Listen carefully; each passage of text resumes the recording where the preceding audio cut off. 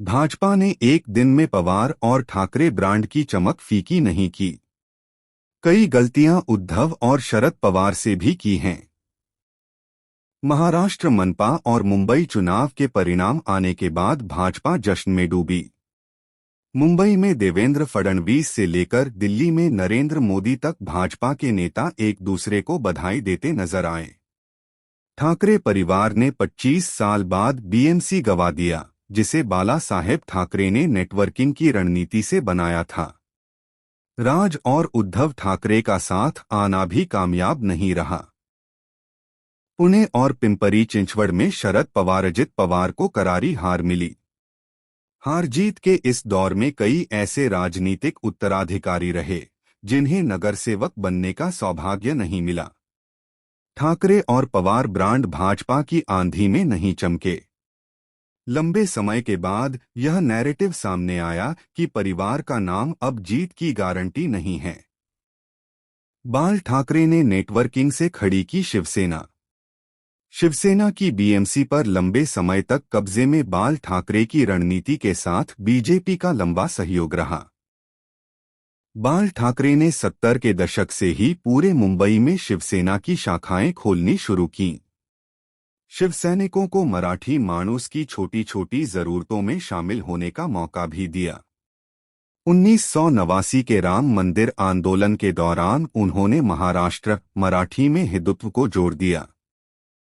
इससे उनकी मराठी के अलावा अन्य राज्यों से आए हिंदू वोटरों में पकड़ मजबूत होती चली गई।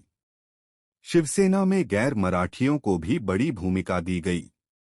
साथ ही अन्य हिंदी राज्यों में मजबूत हो रही बीजेपी से हाथ मिलाया और महाराष्ट्र में शिवसेना की भूमिका बड़े भाई की रखी।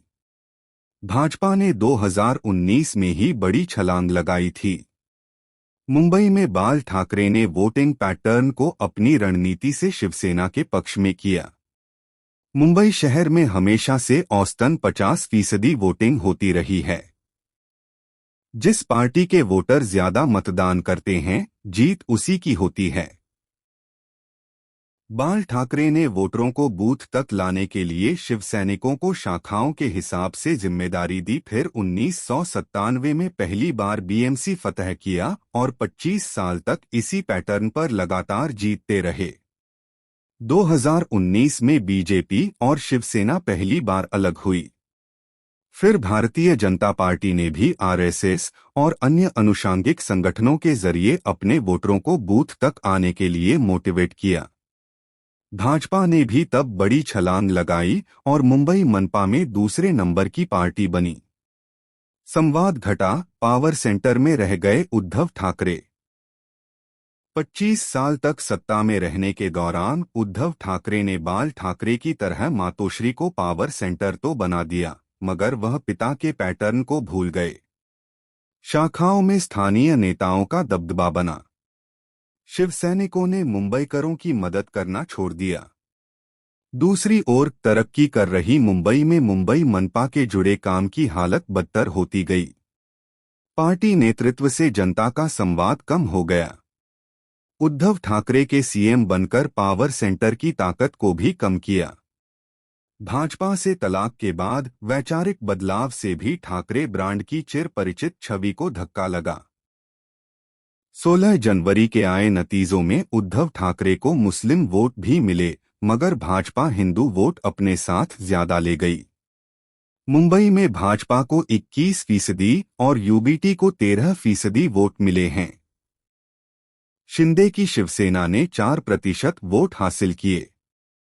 मनसे के राज ठाकरे 1.3% पर सिमट गए। इस तरह ठाकरे ब्रांड को 14.6% वोट ही मिले।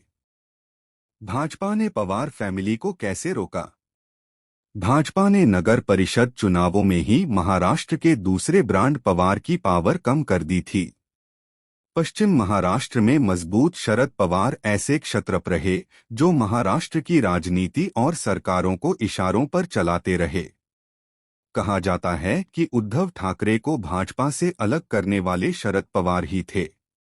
पवार फैमिली से अभी भी कई राजनेता, सांसद, विधायक और मंत्री पद पर हैं।